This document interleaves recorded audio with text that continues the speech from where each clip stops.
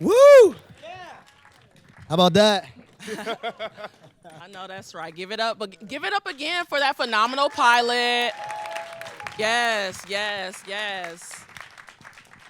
Hey everyone, thanks for coming out today. This is the very first in-person conversation in this SAG series. So I Yeah. really appreciate y'all coming out. This is going to be a really special occasion. My name is Taryn Finley. I'm Black Voices editor and senior culture reporter at HuffPost, and I'm really happy to be here, joined by the phenomenal cast of Bel-Air. Give it up for that. Yes, yes. Right. So we're gonna go ahead and get into the questions, but first I have to say I grew up watching Fresh Prince of Bel-Air, so like so many of us, and So do we. yeah, exactly, and it was really a part of my cultural like DNA and foundation. So when I saw the concept trailer that Morgan Cooper put out online and it went viral in 2019, I was like, oh yeah, nah, we actually have to see this. So it's great to see, you all make it come into fruition.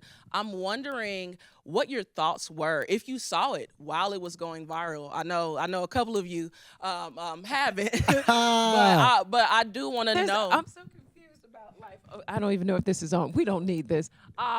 I thought me and Olly had the same story, but honestly not. We don't. It was a dream, which was when that trailer first came out. Yeah. It took me a year before I watched it because wow. I was so against the idea of a reboot or whatever that was. I was like, I say no to that. And then, it just kept popping up in my, Twitter feed and in my mailbox. And fun. One day, it almost was like I looked around and was like, nobody's here. I'm going to watch it. And I was like, oh, so I missed out on that because it was so powerful. So that's my story. That's not your story. Okay, well, I will say, no, pause. I will say you were half right. What it was I had seen it, and that whole day when it was going viral on Twitter, I was like, I'm not gonna watch this. And then it was that night. It was like, it happened over the same 24 hours. And then I was like, fine, I'll watch this stupid trailer, see what everyone keeps talking about. And it was one of the most incredible things I've ever seen. And I just like watched it on repeat for a bunch of times. And I emailed my manager. I was like, yo, let me get on this. Really? Wait, what? No, because I had emailed my manager and I was just like, this seems really big. I don't know if this is going to be an actual thing. Damn. And then a year later or so, when the actual article came out that Will was making it into a real thing, I was like, remember, I'd be a great barista. Right. And then But you now I'm all Carlton. knew that it was going to be special initially, like the first time seeing it. Oh yeah, absolutely. My friend actually called me and he was like, "Yo, they're doing like a Fresh Prince reboot, but it's dark." And I was like, "What?" And then I watched it, and then I was like, "Oh, I definitely watched that. Yeah, so it's sick that I'm a part of it now. You're in it. I'm in it. Like, Literally, the star. Yeah. Yes. Yeah. Coco, what was your story? Actually, my friend that I've kind of known since I was a little kid. I met her when I was doing Let It Shine, and she kind of like her and her husband kind of became like my godparents or whatever when I moved to LA and didn't know anybody like that besides kids. Because I was a kid when I came out here. But yeah, she actually played Hillary in the trailer, and so I saw it on her IG, and I was like, "What this?" Yeah, What this? Yeah, she played Hillary. So it's so crazy because she's like my bigger sister. Wait, why have you never told us that story? you've never told us this. And are y'all still No. friends? That's Yeah, she's like my big sister. Oh, yeah. that's crazy. Yeah. So when I actually got it, she was like crying. She was like, "Oh my God, like if anyone could actually play this, I'm so glad it's you." Wow. That's She's amazing. from KC and she knew Morgan, so she did it like as a friend. Yeah. Thank you. Yeah, We all shout out to have Fran. crazy stories of coincidence around this show. I always say I feel like the ancestors' hands are on this show, and they just wanted the right vibrational people to be a part of this because we all have like spooky, odd coincidence stories like that. Yeah, but nothing is, by accident. Literally everything is for a reason. And this show does feel, very aligned with that. I'm wondering because you all stand on some really amazing, like tall strong shoulders. And so I know the pressure to get this right had to be insane. But again, you know, like we were talking about earlier, this isn't a reboot. This is a reimagining, you know? And so with that in mind, how did you, you know, honor the source material while still, you know, making the character your own? Jabari, let's start with you. Yeah, that's a great question. You know, we definitely knew that we had to do right by this project. You know, and we all approached this project, and we knew what we were doing, and we knew, you know, the energy around the project, and so we definitely were very meticulous with, you know, how we approached each character and what scenes and what subject matter we talked about, and you know, the Fresh Prince of Bel-Air is a it is one of the, you know, quintessential 90s sitcoms, you know? And so with that in mind, we had to approach it with pure intent, you know, and bring ourselves to the character, you know, and especially for me, I don't want to talk for everybody, but definitely for me, I had to bring myself to the character and my experiences and my upbringing, and you know, it was a huge responsibility for sure. Yeah, love that. Olly? I think that each and every one of us loves the source material so much, and it was such a quintessential part of our upbringing that, you know, at least with me and this version of Carlton, I remember when I read that first, when I read the script for the first time in the audition, I was like, hold up, y'all are doing what? You know what I'm saying? But the more I thought about it, the more I loved the direction of it, you know, because in the original, just all of his struggles and everything he goes through, it's funny. You know, he's this black kid who doesn't know where he fits in, and he's corny. But, you know, we really look at just what are the real life ramifications of that. And that's something, you know, I've been through at some point, someone saying that I'm not black enough or I'm not whatever enough. And so I was just coming at it from the standpoint of what do you do when the whole world is telling you that you're not enough? And that was my approach to that. I love that because Carlton, I feel like we all have Carlton moments. Black people, the only group that you can get out of. Like, it's a lot of pressure. For Aunt Viv, you know, obviously, I'm from the theater world, so, and also I grew up in real time when The Fresh Prince was on. So, you know, Janet Hubert and Daphne Maxwell were so stamped in my brain that I didn't think this was even a opportunity. You know, if life is a buffet, I didn't even know that was one of the offerings to be a part of a show like this. And so once I got past the initial, like, they want me for this project, then I said, what was great was that Morgan said to me and to everyone, like, we're not here to try to fit in those shoes. We're here to create new shoes. And so that really took all the pressure off of me. And then I looked at this role the way I look at anything that I do in the theater world, which is, okay, who else did this role? Obviously, Janet Hubert, Daphne Maxwell. And what did they bring that is a truism for Aunt Viv, and that is that they're the heart and consciousness of this world. And the thing I wanted to think about, like, what did they do versus what I can do? And the thing that I always felt was missing was this feeling of, this woman is still from West Philadelphia. Like, you should feel like she's just adjacent Bel-Air. And so that was basically my way in. Yeah, that's basically was my way into this whole world. But don't play about their Aunt Viv. Yo, play about can I tell you, I was shocked. Or I guess I took it for granted that if that wasn't right, I don't know how the show would sit, because the culture, Aunt Viv means so much. And I grew up being treated the way Carlton was treated, you know, which was, you know, I was never black enough, never this enough. So to be brought into this world where people are like, no, you got swag. No, you black. No, it was like talking about my world being flipped upside down. Even though my whole career is based on black female characters, this is like the epitome of like coolness and swag and hip hop. So it means the world to me that, like, you know, our culture has really embraced her. And I think, too, the producers wanted to make sure, like, any idea I have that was missing or that could be added, they were like, let's go do that. Let's go, because it's a heavy male show. So it was nice to have the freedom to be like, can we go this way instead of that way? Yeah. Coco, Hillary is a very different Hillary than what we're used to. So tell me about tapping into this new Hillary. Well, yeah, I tried to keep the core themes that I feel like OG Hillary had, which is she was confident. She had a way that her life was going to play out regardless of what she was being told. And then I just tried to take those core things and make them more relatable to the modern girl, and especially the modern dark-skinned Black girl, because I feel like with Hillary in Bel-Air, she's kind of trying to convince people that what she brings to the table is enough. And she is talented, she's all those things, but because she looks a certain type of way and because her food tastes a certain type of way, it's not the ideal marketable way that she can succeed. And of course, I've felt that way, and so many women that look like me have felt that way, that like, you're talented and everything, but if you could just tone it down, like just put yourself a little bit back in that box, you're hired, you know? So really, I just tried to take the confidence that she has and the resilience that she has and tap into that in every episode, because I do feel like in her journey, although she gets like kind of knocked around and sometimes it's from her own mother,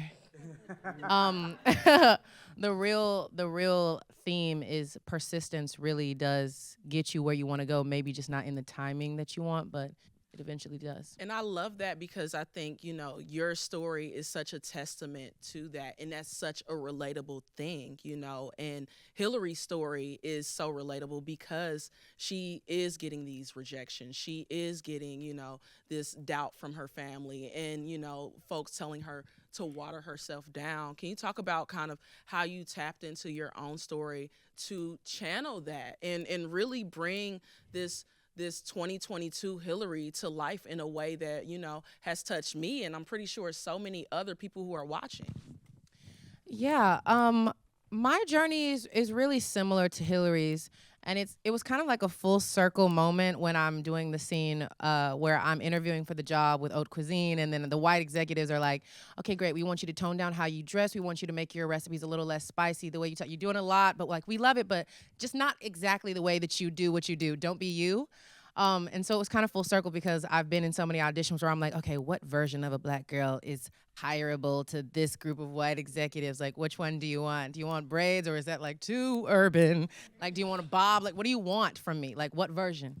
So I think it was like a full circle moment for me to like get to play on screen something that I've lived like so many times going into those audition rooms.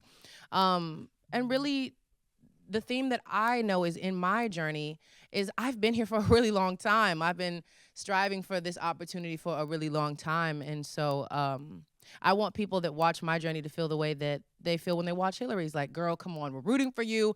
And also, too, like, there's so much growth in the nose, and there's so much growth in, like, the trials that they kind of make you who you are, and you're grateful for them at the end. Yeah, I love that so much. I love that. Jabari, this is your first role. And you came out swinging. Yeah. You came out swinging. You Okay, know, that is not the normal journey. I'm just talking about all my No, plight. I know you're talking about the struggles and everything, you know what I mean? But Come on. yeah, no, I What does this mean for you, Jabari? Because not only is this an iconic, you know, a reimagination of an iconic show, but this is also a part of your DNA. You know, you're from West Philly. So what does it mean for you for this to be your first role? Yeah, it's huge. Honestly, like it actually transcends language. Like for me, you know what I mean? It's like everybody asks me, it's like how does that feel? You know what I mean? And like I'm still trying to figure out how it feels. You know what I mean? Because it's bigger than me. And you know, I grew up watching Fresh Prince, and Will Smith is my hero. You know, we had the Fresh Prince sweaters and everything, and you know, I dressed up as a Fresh Prince in high school, and so you know, it's been such a defining show in my life that the fact that I'm here right now is such a blessing, and I'll never take that for granted. But you know what I mean? I felt a huge responsibility to the community, you know what I mean, and to my city, you know what I mean? Taking on this role, and yeah, you know, it's great, it's actually crazy. But you know, we have great writers and great collaborators on the show, and you know, they've allowed us to, you know, throw in that, you know, lingo and the you know, some of the slang from Philly and the music, you know what I mean? We got Deformed Sloan, you know what I mean? Easy the Block Captain, you know, Too Rare, you know, Benny Siegel, you know, so a lot of Philly icons in this. All up and through. Yeah. A love story to Philly, I feel like, especially in episode 1. It's just an all-out love fest. Yeah. If I lived in Philly, I would have just ran outside and be like, finally! Yeah, it's crazy. It's crazy because, you know, we were, first scene that we shot was 60th and Market. So we're like in like the heart of West Philly, like the L's like going over my head, and I'm like, what? This is crazy, you know what I mean? And the whole city came out. First scene for your first starring role. First role, first shot. And I'm walking down the street with my mom, and it was so special and so like is that serendipitous the word? Like I don't know, like it's so meta. You know what I mean? This whole experience is so like. You know, that was my first time being out in LA. And so when you see Will and Jazz looking over Mulholland Drive and Will is like, this is crazy, is this even real? Like, that's Jabari. Like, you know what I mean? Like, that was my first time at Mulholland Drive. And so the fact that I get to look back, you know what I mean, and see the growth, you know what I mean? Like, dang, like, I ain't know nothing. You know what I mean? Like, I knew something, but I know a lot more now, you know? I love that though. Yeah, so it's super special. Yeah. How much were you able to collaborate and put your own West Philly influence into the actual show? A lot actually, which I enjoyed because it's like they wrote, you know, they would write it and I'd be like, yeah, I see what you're trying to say, but like, let me, you know, fix it and, you know, kind of rearrange those words or whatever. So, but they were very collaborative when it comes to that. So I'm grateful because, you know, I heard that it's not always like that, you know. Oh no! I mean, no. I mean, a lot of places they'll be like, "Excuse me, it says the man, not a man. Please go back. Let's do that again." Yeah, so. And I love how TJ and Rasheed, they're always like, "Yo, we're just listening for truth," and that's Morgan Cooper too. He's like such a musician. He's like, if the rhythm's there and if it's not. And I think that's why I feel like there's so much soul in the show. Like there'd be days where I'd show up, you know, we'd be doing I'd have a monologue or something, and I'd look at them and I was like, hey, so you know, I was working on this last night. I kind of want to like, can we rearrange this and can I like cut this move? And they're like, sure, let's try it. Yeah. You know what I'm saying? And we'd try it, and then they'd come back and be like, okay, loved that. Honestly, we're really married to this, so keep that. And it felt like this beautiful give and take, and it felt like a partnership, and that was so beautiful. And I think that's why the end result is what it is. Yeah. And I would say it's been like that throughout, you know, a lot of facets of what we're doing with this show, whether that be costumes or hair, you know what I mean? I feel like we had a lot of input, and, you know, they definitely wanted to make sure that we were comfortable in the characters that we were in because, you know. And as you watch, like, as we as an audience watch, you can tell the care and intention behind this because it's just so well done. I know I keep saying that. I sound like a broken record, but you know, it's because I mean it. Thank you. Olly, so when I first saw Carlton pop up on my screen, I said, "Oh nah, we ain't getting no dancing from him."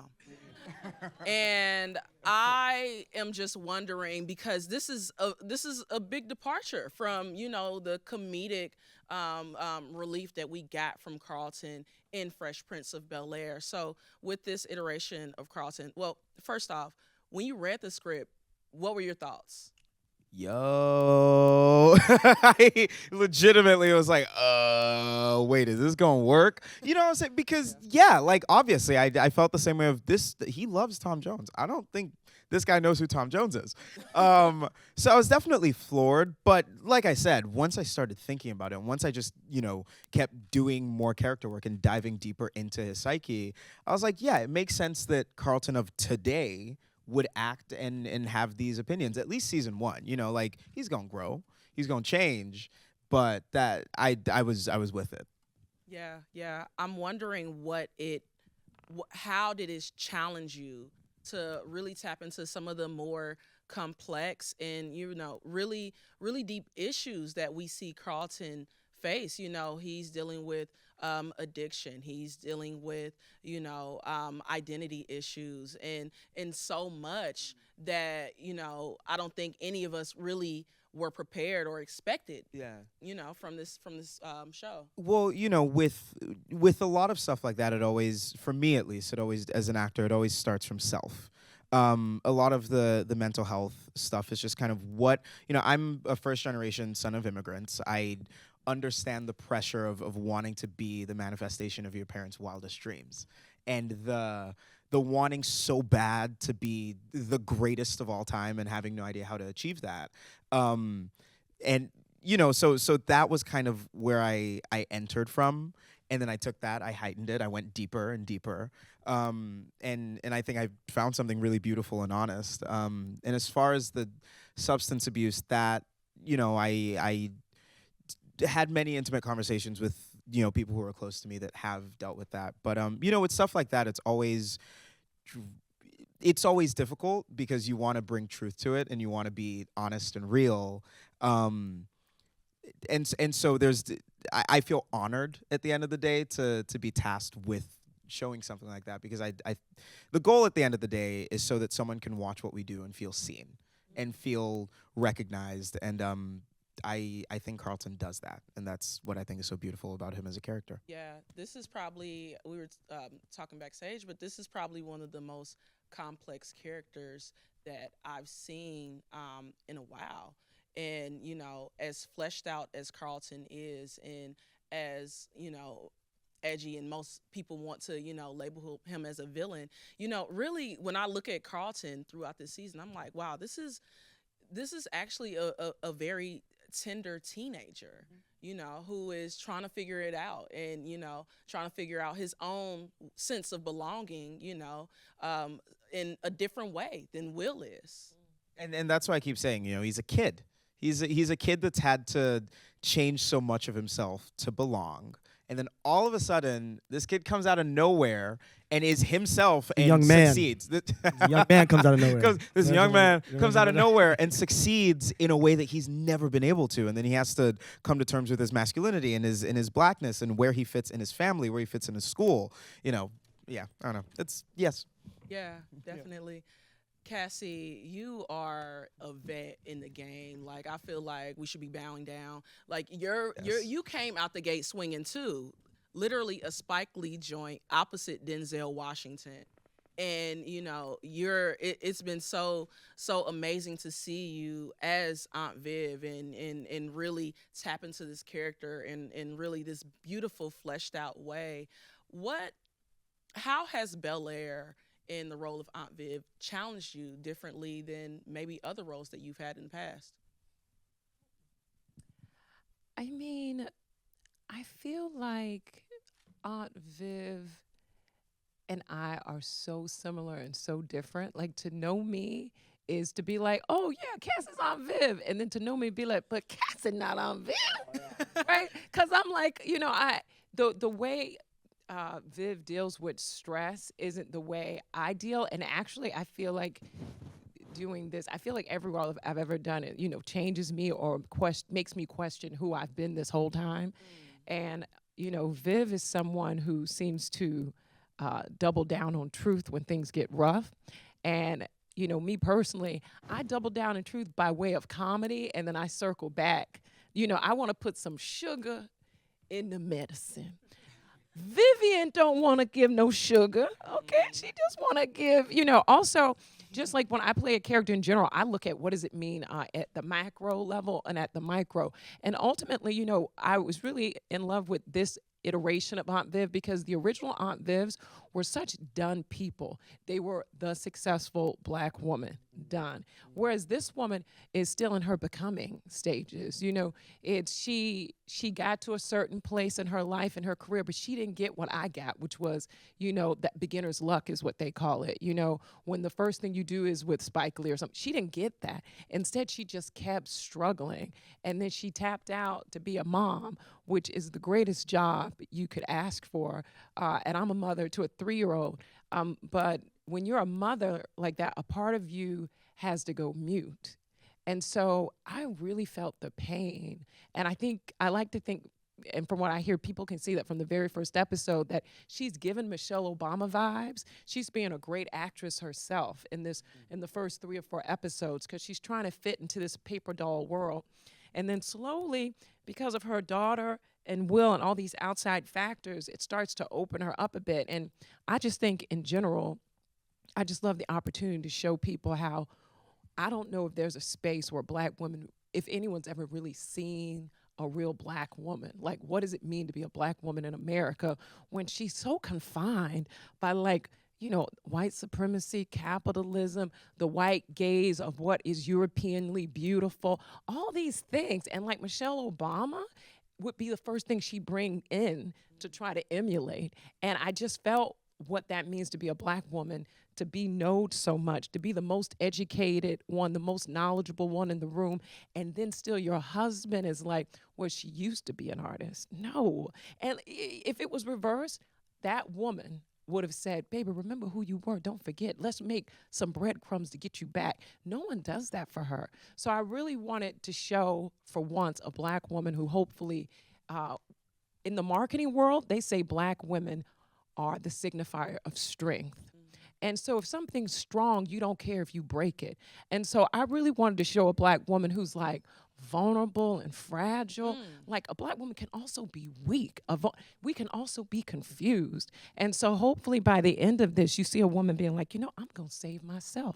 You know what? You think I'm great? I'm going to go towards someone for once who says I am great. And it doesn't have to be sexual, but sometimes that's the way it shows up. But that doesn't mean that's the way it's going to be ended. It's just the thing that wakes you up into this new knowing of who you are. And hopefully the culture, too, will wake up to like, oh, when we see this type of image, maybe there's more to it. When we see a Black woman, maybe she's Superman, but maybe we need to take care of her, too, like she's fragile.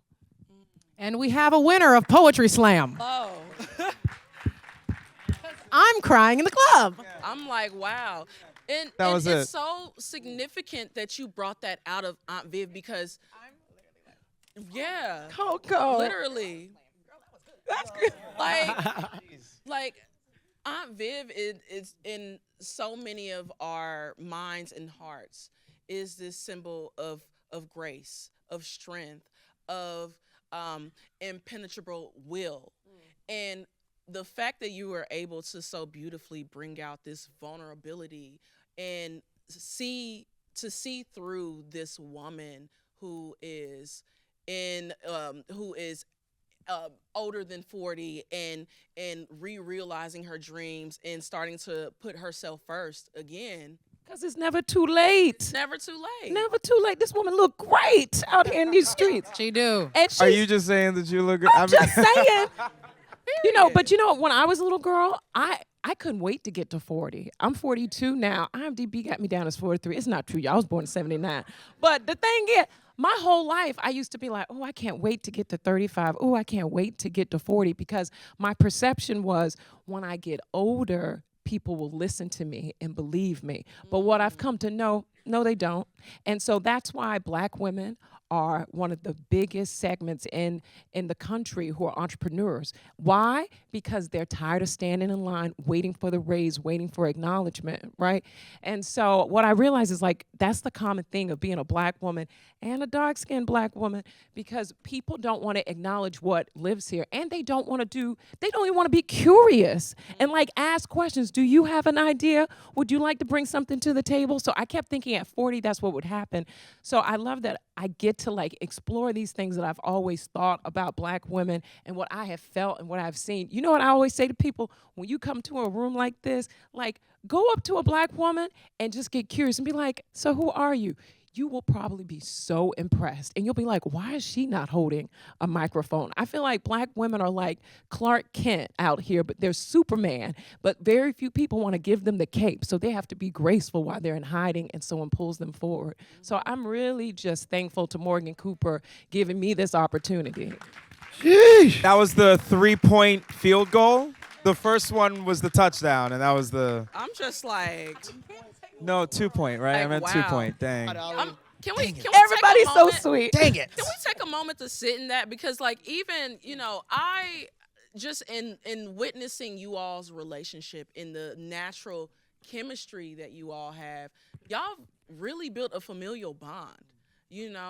And I'm curious, I'm pretty sure we're all curious as to how that looked like on set. How did you all come together to really have that love, that support, that I got you? It's me. Yes, it's you. Oh, it's me.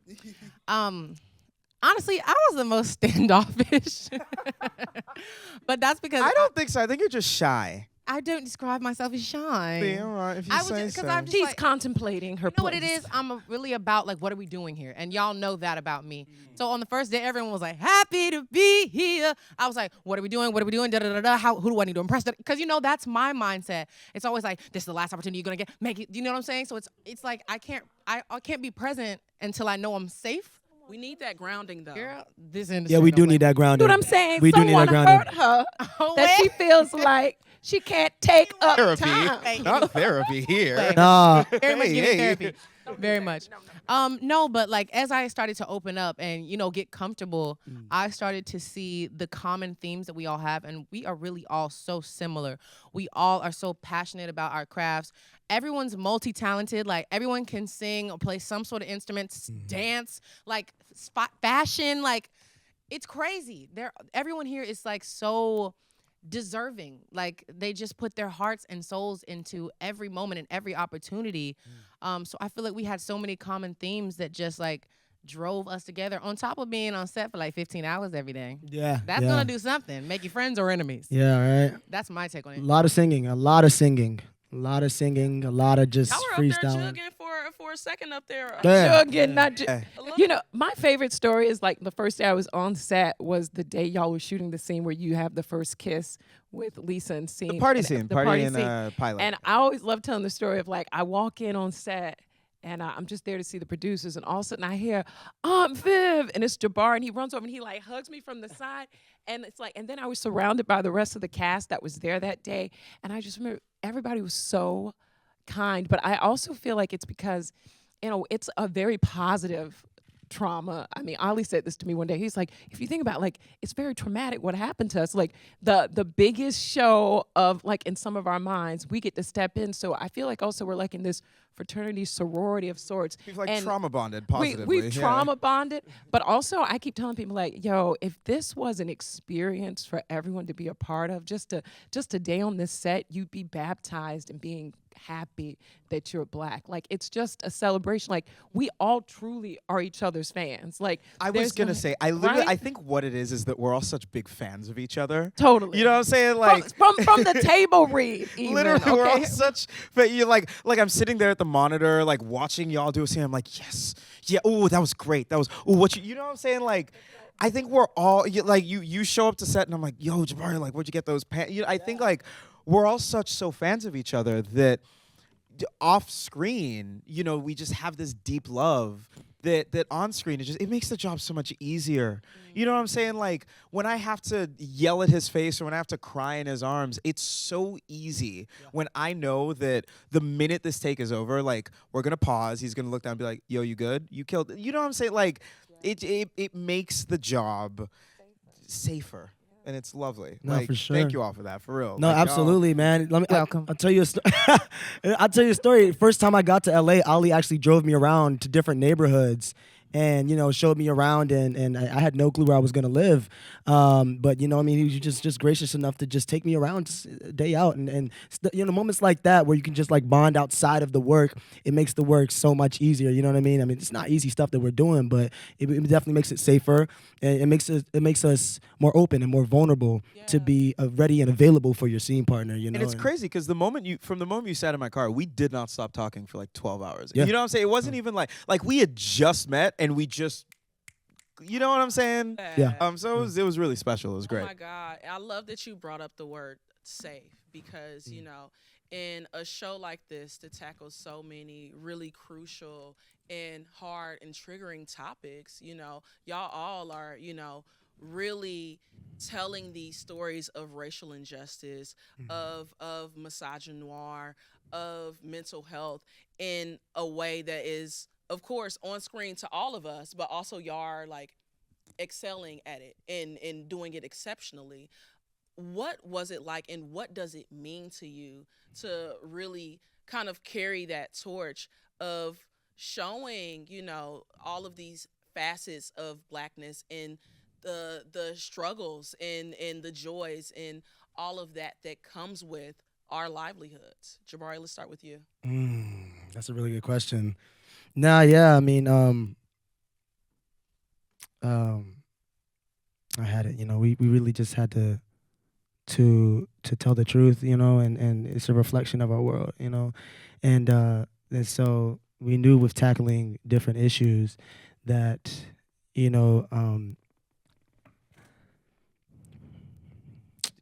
Do you want me to go?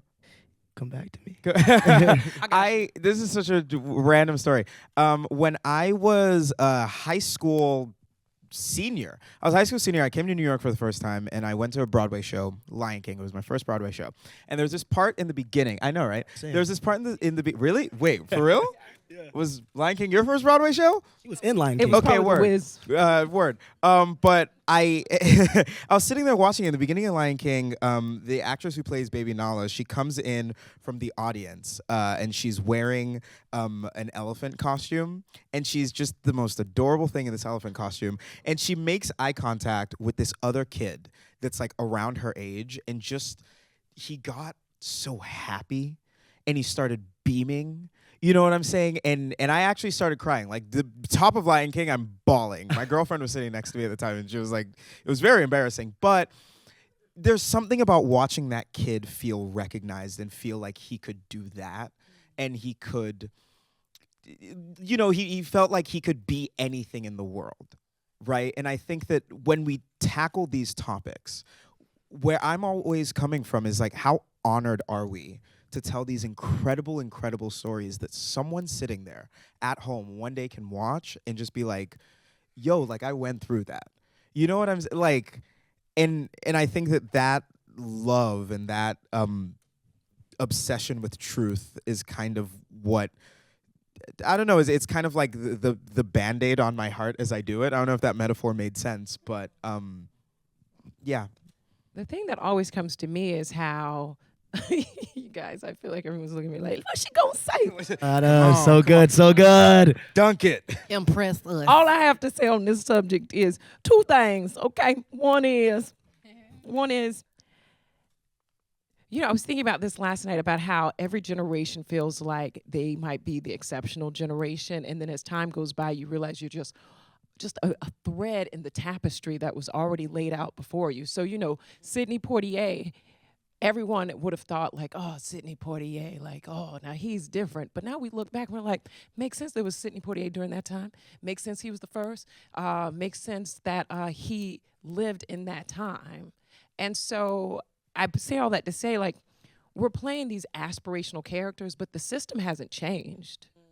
The income gap is still what it is between black and white people since Martin Luther King. Like, so think about that for a second. So we playing aspirational people dealing with the same issues and dramas that have existed for 30, 40 years. So the way I think of it is like, you know, someone's just passed the baton to us.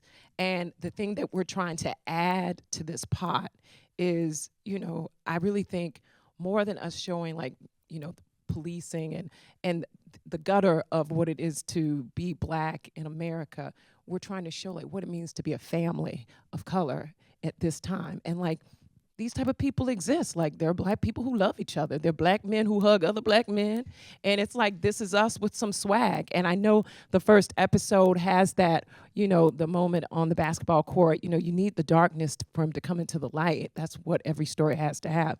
But ultimately, like the thing that steals my heart every episode is the love. There's an episode where Uncle Phil and Will hug each other, you know, and he looks at him, he says, young man, you know, everybody's always going through something. Everybody. And then they hug it out. And then he's like, and your aunt needs help. Go. Like, to me, that's the microcosm of what it means to be an American family. And in this case, an African-American family, which is, yeah, it's hard out there, but let's stay focused on what we can do. We can take care of each other. And, you know, we got your back. That's every damn episode. Like, to me, that's revolutionary. Us just trying to show black on black love. I know the other shit exists, but America's biggest import is how black people are violent. And that's not my truth. Even though I grew up not as rich as everyone else, that his character starts off the top of this series with a single black mother. She's not beating him. She's not calling him names. It's not even like an unsafe neighborhood. It's grandmamas across the street. Like, so some of us who live in poverty or like struggling middle class, it might be unsafe the next corner. But on his block, he's safe. Like, to me, the nuance of storytelling and the subtlety of storytelling is what's revolutionary about this, more than us just talking about how hard it is to be black. You know, she was a professor. No, straight up. Like she was actually a professor at a university. So that's what that is. But I'm doing stand up next week. I'm like, wow. Like, You wanted us to come back to you? what Cassie said. Coco, did you have anything to say? What Carlton said? Hey, you know what I mean? Yeah, nah. I did love your point. I Go swear ahead. I had something. I swear I had something good too, but it just let me. But yeah. It's cool. It's cool. I'm wondering one thing that really sticks out to me just throughout this entire series is actually courtesy of Will's mom, and it's that quote. Y'all know that quote. I'm gonna go ahead and read it. One quote about the crown. Yes. Your crown is waiting for you as soon as you find the courage to wear it. Yes, yes. And I think that's so powerful and just such an amazing metaphor. But I'm wondering throughout this, not only just Bel-Air, but throughout your career, when did you find the courage to wear your own crown, and what advice would you give others who are trying to make an impact in Hollywood to find theirs? You better be out here being an interviewer and ish, okay? Me? Okay. When did I find the courage to wear my crown? Okay, so I feel like I had it and then it fell off. So I was wearing this crown probably until like 16. And I just knew like everything was going to turn out the way I had it in my mind. Maybe not exactly that way, but I just knew I gave it my all with every opportunity. I was nice to people. I was easy to work with. I was always on time. I always said yes, ma'am, and no, ma'am. That's from the South. That's a thing you do out of respect. And so I was just like, this formula equals success. And I just had this crown on. I had these big dreams, and I didn't let anything make that misty. It was so clear. And then around 16 was when, I don't know, I'm not going to go fully into it, but I told this whole story on my social media after this one tweet where this girl was like, man, what happened to Coco Jones? Like, she was supposed to be next up. What happened? And so I told this whole journey, but basically that dream that was so clear got misty as people's words and things that they promised me and things that I thought I deserved didn't come into fruition really fast in a really short amount of time. So I think around 16 is when like that crown fell off, and I was like, okay, maybe I was just gassing it. Like, I don't need to like tour around the world. Like, America's fine, or like, and then it would get small, and I was like, I just want like a core fan base. Like, I want to be like independent. I don't even want to be known. Like, it went from like this huge dream to like, what is possible with these people around me telling me nothing's possible. So I just made my dream smaller and my crown fell off. And I think when I picked it back up was after that tweet and after I responded and when I told this whole story, the support that I saw and the rooting for me that I felt from people who have watched me since I was a kid. And I felt like I owed it to the kid version of me as well as the future versions of me that want to do what I'm doing to like dream again, and not limit myself. So I think I picked it back up. And honestly, I just was speaking more life, and I was like, I was seeing it again, and it was getting clearer and clearer. And then life started to like make that reality too. So then I would like look around, and it'd be okay to look around, and it would look similar.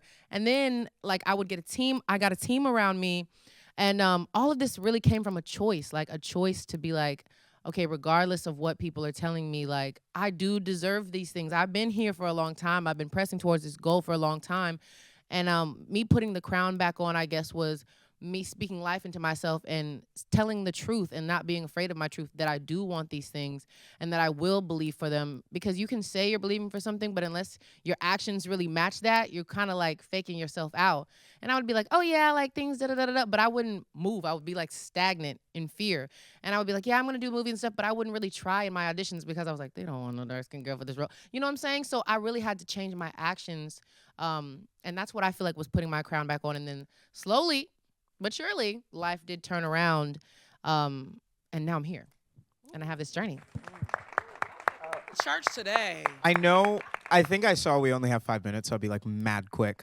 The only thing I'll say is that I have never, ever felt ready for any opportunity that ended up changing my life. And I don't think you can't wait until you're ready. I think you just have to leap as hard and as far as you can, because you can fly and you will fly. With me, I definitely felt like I always wore my crown. It didn't fit right. You know what I mean? It wasn't the right fit, but I felt like it started to fit my head as soon as I learned how to surrender to everything. You know what I mean? And I feel like in my life, I'm such a person where, you know, if I see like cold water, I'll stick my toe in. I don't want to go all the way in. Or if I see a bug, I'll swat it on my face. But I learned how to, you know what I mean? I remember there was a moment when I was auditioning for this and I was like, I don't know how I'm going to get this role. Because I felt like they wanted somebody who had a name, you know what I mean? Who was somebody, you know? And I was like, dang. I thought they were going to cast Jaden Smith. I know, right? Exactly. I thought they was looking for, yeah, you know? And I was like, I remember I was walking around this track in Philly on Temple's campus. And there was this like bee that just flew past my face. And I was studying my lines and I was like, there's a conscious decision where I was like, I'm not going to brace anymore. I'm just going to let what's going to happen is going to happen. And what's for me is for me, and the universe is going to work with me, whatever you believe in. And so I'm you know, and I let that bee fly past me. I let nature take its course. And, you know, I always believe, you know, if you ask the universe or God for something, it's going to send it your way. You just got to be ready when it comes. You know what I mean? You got to prepare right here, mind, body, spirit, you know? And I definitely felt like this was my moment. Yeah. Yeah. I love that. And can I just say, I actually can't imagine anybody else playing What? Will Smith. Like, Oh, I just can't. yeah. You kill it. To embody this character, the 2020 version of this character so well. Like it's amazing. Cassie, I already know you about to take us I'm back not. to No, Take us home, Cassie. Go ahead. I'm just going to say, you know, people ask that question all the time. And I feel like the funny thing, at least for me, the crown feels like a basketball because it's sure enough fall off and then it puts it back on, it fall off and you put it back on. But there are like two occasions in my life. And one was I have this startup I'm doing on the side, but the place this startup came from is that I'd have these things called black dress brunches where I'd have all the black women who I know who are actresses come together. Candice might even been there. Okay, yeah. And I remember we're all like women of all sorts of different levels in their career, and we're all going around sharing like either our dreams and then sometimes sharing the issues we have. And I remember I had this deep thing in the back of my head that said, oh, this is it. Like, if you think about it, whatever moment you're in, you have to think, what about if this moment right here, if this was it? If you really make friends with this is it, then you start to see, like, the opportunity around you. And in that moment, I looked around and I had these people say, you know, I'm this person. And I said, you're that person.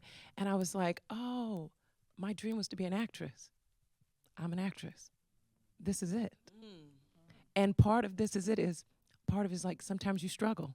This is it. Sometimes you're at the top of the wheel. Ooh, this is it. Sometimes you're at the bottom of the wheel.